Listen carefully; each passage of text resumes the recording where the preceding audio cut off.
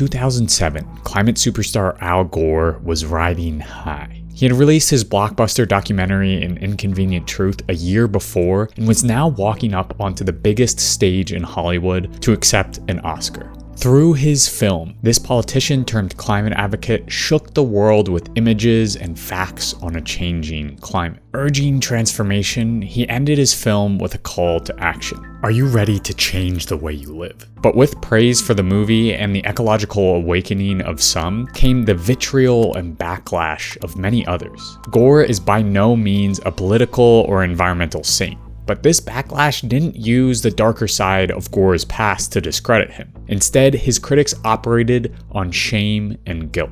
They attacked his lifestyle. With the revelation that Gore's gas and electric bills at his Nashville mansion were 20 times higher than the US average, pundits and conservative journalists took Gore to task for this apparent contradiction. Articles like this and this smeared Gore on the basis of hypocrisy, attempting to discredit his message on climate change because he couldn't walk the walk. But this was 2007. The realization that our future climate will be radically different was only just settling into the public conscience. Surely the shaming and hypocrite bashing has gone away since then, right? Wrong. If anything, shaming individual consumption habits has only gotten more intense. Drew, it's hard to believe that someone who cares as deeply about the fate of the Earth could personally own a home that burns that much electricity. You owe your lifestyle just as much to oil as the rest of us. So today I'm going to push back on this narrative. This is the story of climate hypocrisy and carbon guilt. Why it's so pervasive, how the fossil fuel industry weaponizes it, and why this bag of apples might help us feel a little more at peace with our ecological contradictions. This video is made possible by CuriosityStream and Nebula. By signing up for Nebula, you not only directly support our changing climate, but you also get access to my next video on how capitalism stole Christmas a month early, as well as the ability to watch 20 bonus videos and extended editions that aren't on YouTube from me. You can see all of them on Nebula by signing up for the CuriosityStream Nebula Bundle at curiositystream.com/OCC or using the link in the description below. This summer, I flew multiple times. As someone who cares deeply about avoiding the worst of climate chaos, this ate me up inside. How could I, a person who urges climate action, turn around and spew tons of jet fuel into the atmosphere? I felt guilt for my actions and shame that I was a flawed climate advocate. But this is the reality of living in a neoliberal world where, as Matt Huber writes in Climate Change as Class War, individual behavior change sometimes appears to be the only meaningful option to do something about climate change. The environmental movement, especially in the imperial core, lives with the contradiction of understanding the extent of the climate crisis while also living highly polluting lives. This contradiction breeds guilt and ultimately shame. And rhetorical tools from anti-climate camps add fuel to this fire of self-doubt. This study examined thousands of op-eds and articles across a variety of global newspapers and found that conservatives use hypocrisy in two distinct ways to muddy the waters of climate action. And the most prominent device of the two is to channel what researchers call individual lifestyle outrage. This is the rhetorical tool used by Al Gore's critics after the release of Inconvenient Truth. It's a process of discrediting that comes in three stages. First, critics inflate their target's emphasis on individual and moral action. They demand we change. They demand eat less meat, use less fuel. Next, they invoke class differences and inflate transgressions to frame the person they're critiquing as out of touch. He's got a $2.5 million house in Nashville with a $30,000 utility bill. And finally, they position the behavior or action as a consequence of personal choice. Because you're guzzling and burning up the atmosphere with your TV, and you don't want to admit it because it makes you look like a rank hypocrite. In this way, conservative writers and pundits don't need evidence. They can discredit any facts, calls for structural change, or collective action by claiming that these activists don't back up their messages in their everyday life. While I do think it's important to call attention to and dismantle the luxury emissions of the ultra-rich, outrage over lifestyle hypocrisy has quickly slipped into shaming people for the emissions that they need in order to live. Al Gore certainly can cut down on some of his emissions, but the key here is that's not really the point of this hypocrite blame game. The goal of critics is to distract and obstruct what people like Al Gore are saying about the science. This invocation of individual lifestyle hypocrisy has become so effective and ingrained that this research survey found that respondents were much more likely to not trust a climate scientist if they had a large carbon footprint. So when it comes to climate change, claims of hypocrisy are shockingly effective at dismantling credibility and stymieing action, which is part of the reason why the fossil fuel industry loves to focus on individual change. In the world of PR, this man is a big deal. With the increase of political uprisings and pressure from the left in the 1960s, Howard Chase decided to rewrite the rulebook for how corporations can win over customers. In 1969, he laid out his plan in front of the PR Society of America. Journalist Amy Westervelt describes his new vision on her podcast, Drilled. Instead of trying to sell the public on the idea that a corporation's values were aligned with their own, Chase argued that PR professionals should be shifting those values to align with corporate interests, and that they could do that by shaping culture and public policy. After he formulated that plan, he went to work creating advertisements like this. People start pollution. People can stop it. This PSA was funded by the US plastic and packaging industry to encourage recycling over all-out packaging bans which would hurt the profits of the packaging industry. It was such a success in turning the public's ire back onto their individual actions that Chase's new way of PR became the golden tactic for dirty industries like fossil fuels. Do people really do these things just to help an endangered species make it through the night? People do. Commercials like this, because oil and gas are part of just about everything you touch, and this, we can help our customers reduce their carbon footprint, now flood the airways, showing us that fossil fuels are essential to society while simultaneously framing individual consumption as the driver of energy demand and ultimately the reason why we have fossil fuels still. Much like the tobacco industry in the latter half of the 20th century, the fossil fuel industry has engaged in an ever-morphing campaign of obfuscation and blame to slow down and redirect climate action. Since 1977, fuel giants like ExxonMobil have understood the science and severity of climate change. Back in the 1980s, Exxon even retrofitted an oil barge with state-of-the-art tools to measure and understand global warming more thoroughly, released internal reports citing the potential catastrophic effects of a changing climate, and more. But oil and gas companies also knew that preventing climate change meant ending fossil fuel production. So instead of eating the cost and saving the planet, the oil and gas industry buried their findings and started muddying the messaging around climate change. They did this through a number of methods, but one of the most prevalent and effective was to blame the individual consumer for this crisis. I've talked extensively about BP's marketing campaign to popularize the carbon footprint in past videos, but that's really just the tip of the iceberg. A comprehensive study of ExxonMobil's internal documents and public messaging found that they consistently used language emphasizing that consumer demand drives fossil fuel production. Rhetoric that ultimately heaps the burden of climate change onto the individual and guilts them for not doing their part. Chevron does this same characterization of climate change as a consumer problem in commercials like this. Energy demands are rising. That's why at Chevron, we're increasing production in the Permian Basin by 15%. And Shell employs this tactic as well. We want to help you to reduce your car's CO2 emissions. These commercials aren't outliers. They're pieces of a much larger marketing blitz trying to change the way we think about climate action. According to The Guardian, over the last 3 decades, 5 major US oil companies have spent a total of at least $3.6 billion on advertisements. And that doesn't even include campaign donations or sponsored events like beach cleanups. The percentage of green claims made by major oil companies dwarfs the percentage of their actual spending on low carbon investments. And they're spending that money because it works.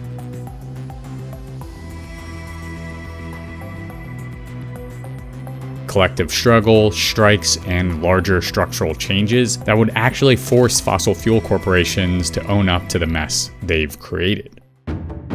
Climate change is fundamentally born out of oil and gas production. And the recasting of this crisis into one that is driven by consumers making everyday choices is deeply rooted in neoliberal ideology, a worldview which argues that production is driven primarily by individual choices made on the free market. This is a myth. We can only buy what is produced. Yes, we have some choices, but those choices are determined exclusively by what is profitable to make. And yet, fossil capital and conservative think tanks have wielded this mythology to great effect. They are victim blaming on a mass scale. While the oil and gas industry facilitates the burning of millions of tons of carbon, we are made to feel like hypocrites when we want to fly to see our family, or guilty when we buy something with plastic wrapped around it. The reality is that those choices have already been decided for us at the point of production, often by the very people blaming us. This rewriting of how our economy works is so effective that those in the climate movement have started to internalize this blame and build our own neoliberal solutions from it.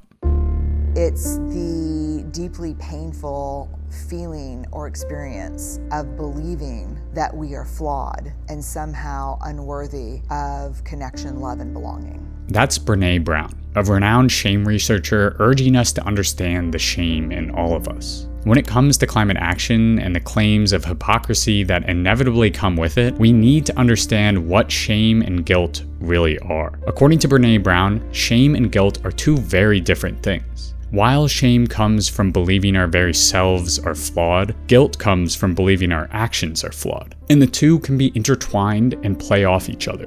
It's easy to feel guilty for our carbon-intensive actions when we are consistently told to vote with our dollars, that change comes from the atomized individual, and that our world is run by consumer demand. Buying a bag of chips suddenly becomes a world-destroying choice. And this guilt over our actions might seep into shame. Shame that we are bad climate activists. Shame that can hold back decisive and vulnerable action against the fossil fuel industry. Instead of cultivating vulnerability and empathy for our emissions-based actions, climate activists, including me at times, often employ the very same rhetoric that fossil capital has drilled into our heads. We individualize the problem.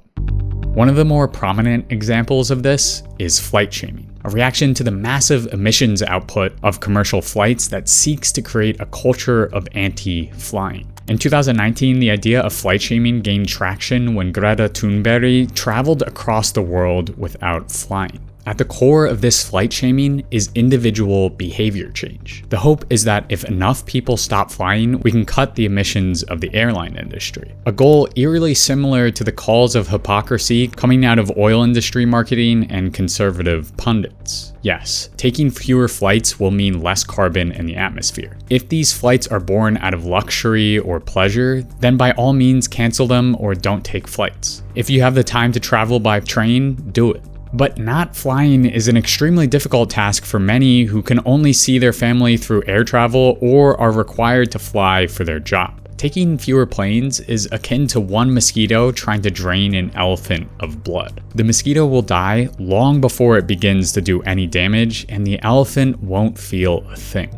We are that mosquito, because the fossil fuel industry wins every moment we exhaust ourselves with the guilt of taking a flight or figuring out some obscure alternative means of transportation. While we're busy trying to cleanse ourselves of emissions before we feel ready to start dismantling the fossil fuel industry, fossil capitalists continue to pour money into oil and gas investments. Considering BP's carbon footprint campaign and Exxon's decades of individual blame marketing, I can't help but worry that the culture of flight shaming or calls for zero waste are playing right into the hands of oil and gas operations. Because these solutions are ultimately what Lee Phillips calls austerity ecology. We will never win if we create a politics of less that guilts ourselves and other people for taking a trip to visit family or driving to go to work. Much like the self-flagellators of the bubonic plague, these personal austerity politics seek contraction and sacrifice as virtue and moral goodness. Climate action thus becomes about having less instead of building a world with more. This politics of less framework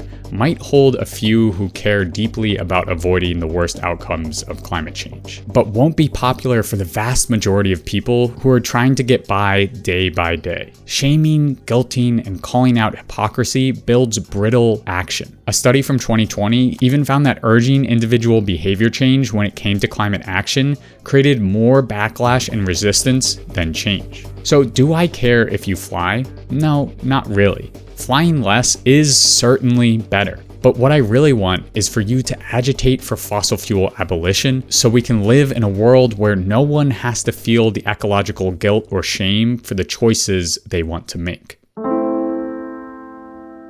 I don't care if you drive to work, are a coal miner, or even work in the tar sands oil fields. What I care about is struggling for the transformation of production. In fact, if you are a laborer under fossil capital like a coal miner or a natural gas worker, you have immense and direct power to halt fossil fuels in their tracks and demand just alternatives. What we need is a world without fossil fuels, rich with replacements, so we don't have to feel guilty every time we travel or eat a hamburger. Think about how much easier it would be to lead an environmentally sound life if you had easily accessible electrified public transit, your home was powered by renewable electricity, and there was very little plastic around. The fossil fuel industry has made walking the walk as an environmentalist incredibly difficult. For many, the only choice they have is to guzzle fossil fuels. As climate editor Yesenia Funes writes, for immigrants, a plane ride might be the only way that they can visit their family abroad once a year. For communities of color scared to drink their potentially contaminated tap water, bottled water may be the safest choice. So climate action needs to move beyond consumption to production.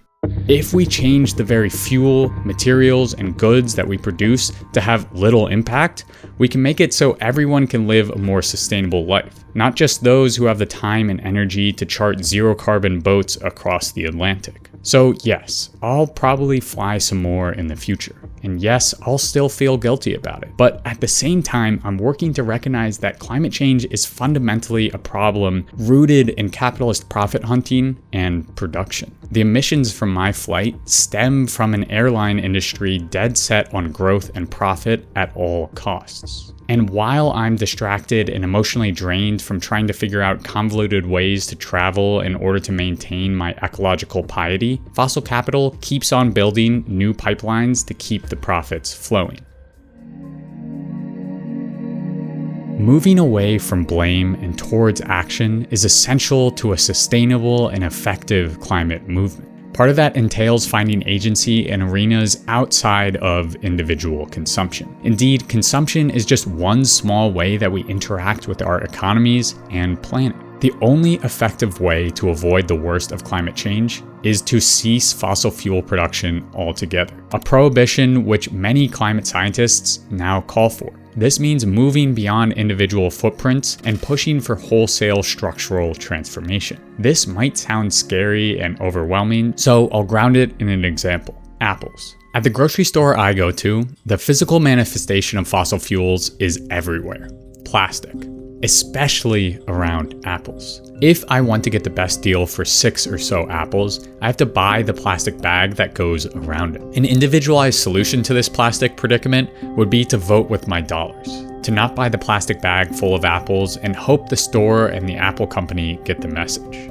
So I don't buy the apples, yet every time I come back, the plastic is still there. While I'm busy not buying the apples in plastic bags, hundreds of other shoppers are. So we need to peer behind the curtain and start thinking bigger. Consider how much more effective a campaign calling on the apple producers and my grocery store to eradicate the plastic bags around their produce would be. This could look like pressuring companies from consumer phone campaigns while simultaneously organizing a production side workers' strike.